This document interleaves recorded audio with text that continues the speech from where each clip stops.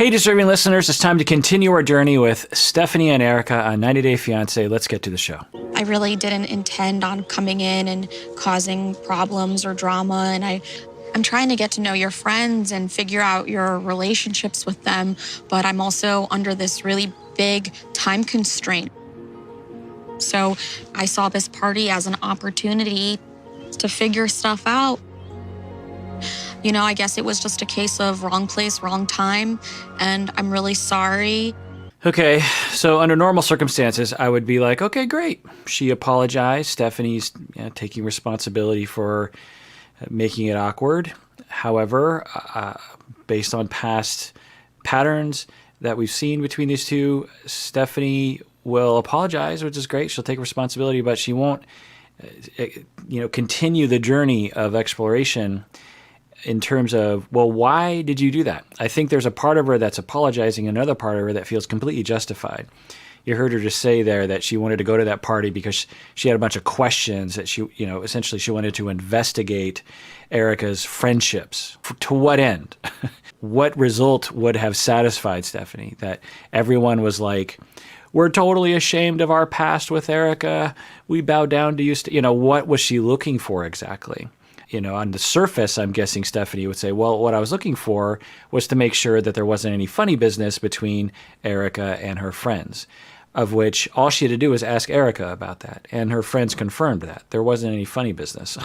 So, what exactly was the investigation? Of course, as I said in the previous episode, our conscious mind will say things like, well, I was just trying to figure out what your relationships were like with your friends.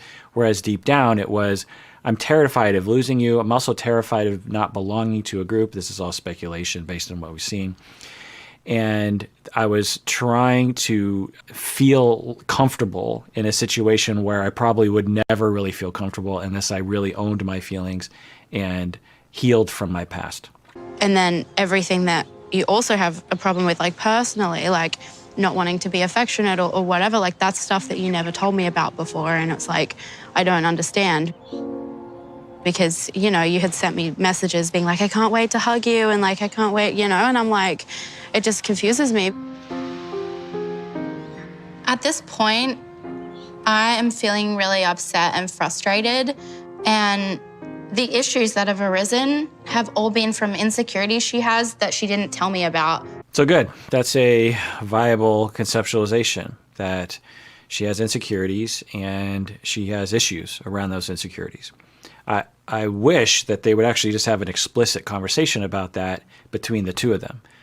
They keep kind of dancing around it. I think possibly because Stephanie has a hard time really sitting with that, because I think she thinks that part of her insecurity and her jealous behavior and her controlling behavior is justified, I think. And so I don't think Stephanie's really ready to accept, look, this is all my fault. It's all my insecurities.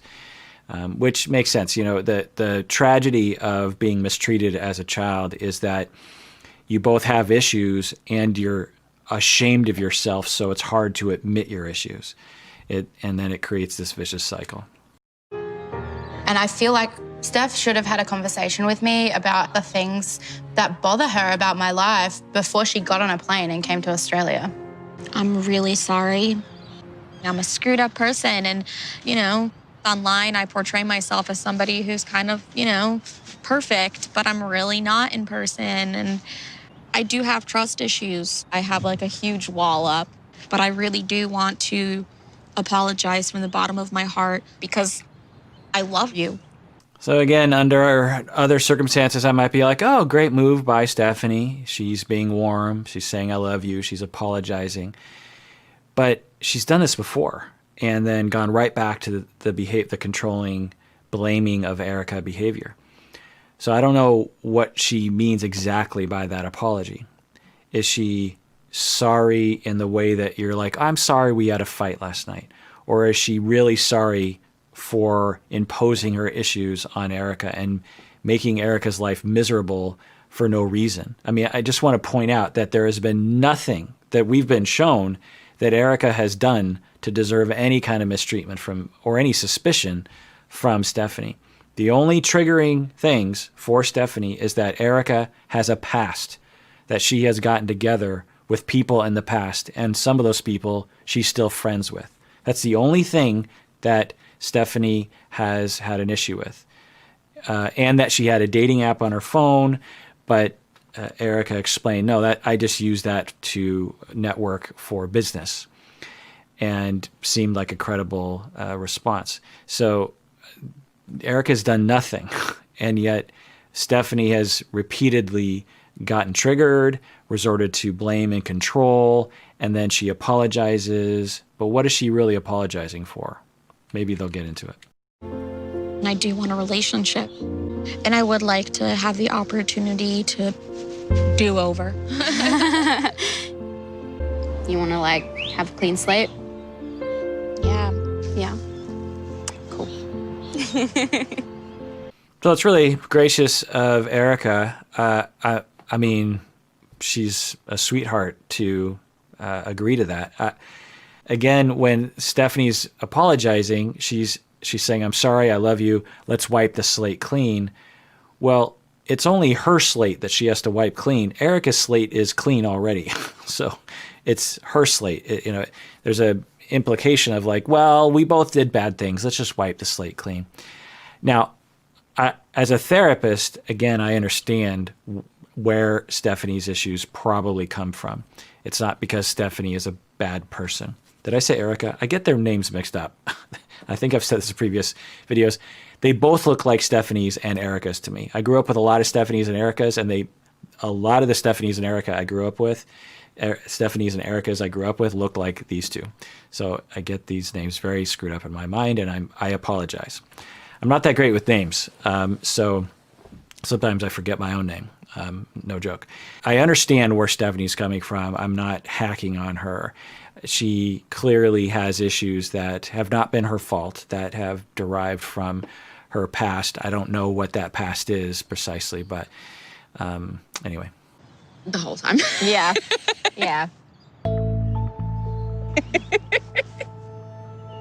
Days like today really make me realize that this is why I came here. This is the girl that I fell in love with. This is the reason why I took this huge risk to go across the world. A kiss? A kiss? But the closer we become and the more that things become solidified between us, the more I start to realize that we need to come out to our families. And that's terrifying. Okay, so this is a good sign that they're able to have fun together and have some warm moments. So maybe they do have a chance. I don't know. All right, well, that does it for that episode of Psychology in Seattle, in which we follow Stephanie and Erika. Tune in next time when we continue with their journey. And as always, you can help me out by subscribing, hitting the bell, liking the video, and commenting below. Although I don't know if this episode had a lot of things to comment on. I don't know. You can prove me wrong on that. And become a patron on patreon.com. And everyone out there, please take care of yourself because you deserve it. You really, really do.